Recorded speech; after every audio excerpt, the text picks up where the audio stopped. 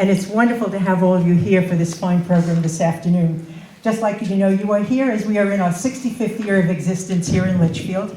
And over the last 20, 30, 40 years or so, we have been sponsoring programs in spirituality, education, and the arts, and also had this as an interfaith retreat and conference center, where we welcome people of all faiths who come to seek wisdom. And that name wisdom comes from the Hebrew scripture where Solomon speaks about the divine as God, of God as wisdom. And wisdom is found in creation, wisdom is found at a shared table, wisdom is found in the arts. And so we feel like we have a divine mandate to be doing what we are doing now.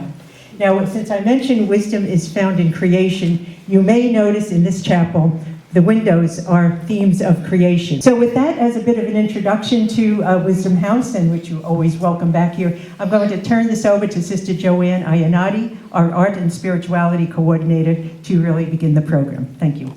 Well, as Rosemary said, for 65 years, Wisdom House has been part of the Litchfield landscape. And then within these walls, for the past 20 years, we've had the Marie-Louise Trichet Art Gallery. The choice of exhibits for the gallery really is a result of a collaborative effort of an exhibition committee whose members now are Alan Colavecchio, and Alan, if you could please stand, and Harvey Offenhartz. Harvey, please stand. And David Scora could not be with us today, but David is presently on the exhibition committee, and we were fortunate for many years to have the late Martha B. Scott also be on our committee. Working with all of them has brought me to a new level of awareness of the arts, and as a result of working with them, I have a deep respect for that strange and wonderful gift we call the art life. The presence of the gallery has sparked many art efforts, including a writer's residency program here at Wisdom House, programs in the art of writing, drumming sessions, children's art programs, children's art exhibits, readings in the gallery, bookmaking, chanting, and most recently, weaving and creating mandalas. These and many, many more. And if you want to see examples of some of the others, when you leave the chapel, simply read our walls. That's what we invite people to do because the walls tell the rest of the story. Today we're here to celebrate and grapple with time and the art life. We've asked an eclectic combination of artists to share their experience of time and the challenges that it presents to them. To move along our conversation, I'm going to be presenting to you Jack Gilpin as the moderator of today's panel. Jack is no stranger to Wisdom House, and to those of you who have been to other programs here, he's no stranger to you. But if you haven't met him here, you've probably seen him someplace else. Jack has acted on, off, and off Broadway, and in most of the major regional theaters in the country. He's appeared in over 25 feature films and programs on PBS and BBC. In 2012, you may have seen him on 30 Rock and on The Good Wife. His film credits include the movie 21, Reversal of Fortune, and Quiz Show, with Broadway credits including Beyond Therapy and The Elephant Man. Besides being a graduate of Harvard, Jack holds a Master of Divinity degree from Union Theological Seminary in New York City.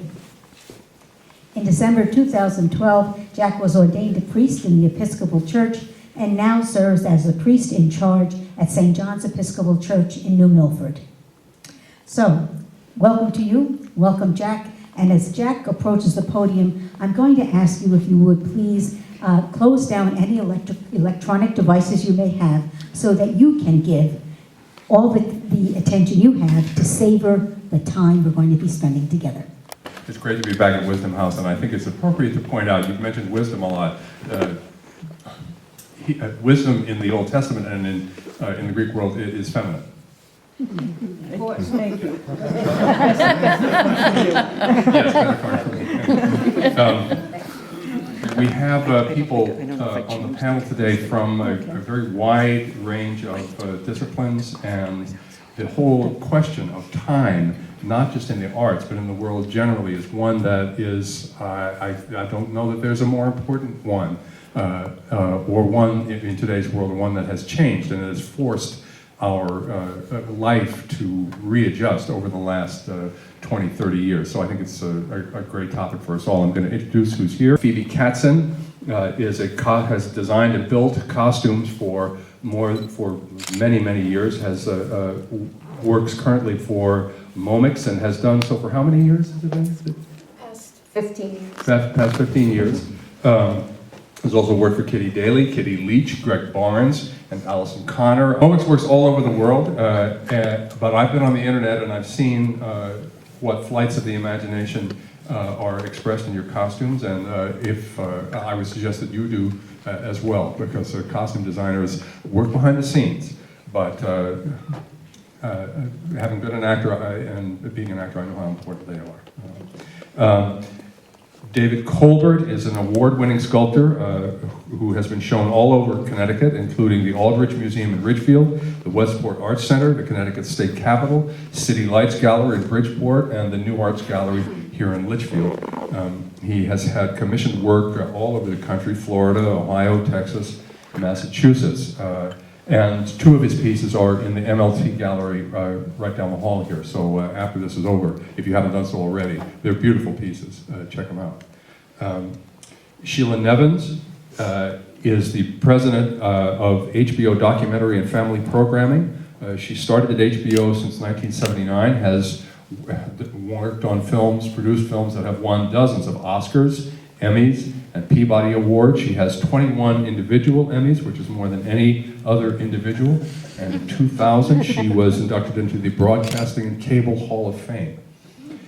David Darling is a cellist and composer. He has a long list of albums. 2010, he won the Grammy for Best New Age Album. He was a member of the Paul Winter Consort and toured with them for 7 years, I think you said. A member of the Nashville Symphony Orchestra, has written and performed music for over a dozen films, including Heat, which is one of my favorites, and is the founder of Music for People, which is dedicated to music making and improvisation as a means of self-expression for people who are professional and non-professional musicians. Yes, correct. So you see, we have a wide range of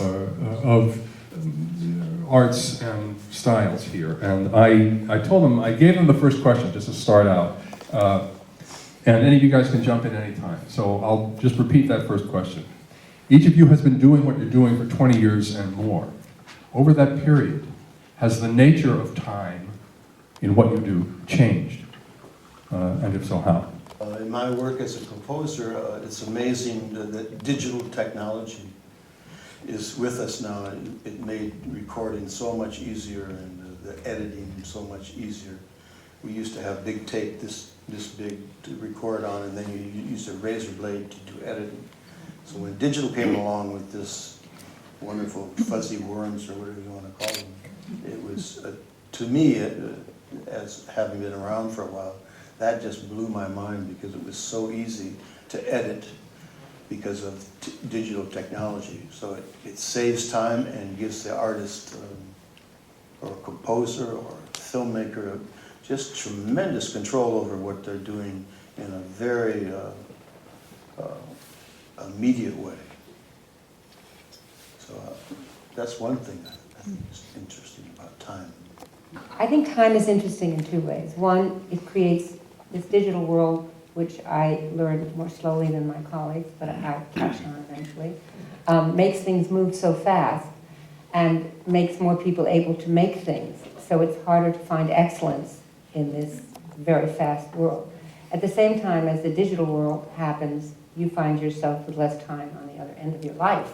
So it's as if they crash in the center. It's faster and it's faster. It's Friday when it used to be Wednesday, and it's 100 films to look at rather than 50. So I admire the speed. I don't like to look back because it looks amateur and old, which is a problem with time.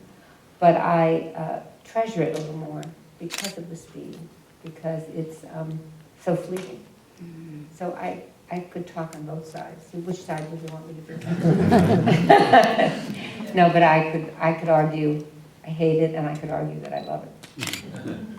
I could argue that on this. For me, the change in the nature of time and how it affects my work, I think is more due to simply aging than it is the internet or digital age, although that certainly has an impact. It's when I started out, I didn't have so many responsibilities and calls all my time, and I didn't have anyone interested in the work I was doing. So that was I could do whatever I wanted for years on end.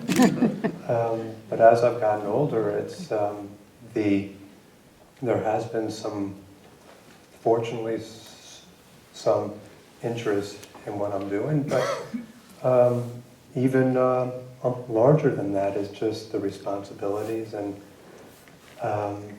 involvements that happen as I age. So that's the large factor.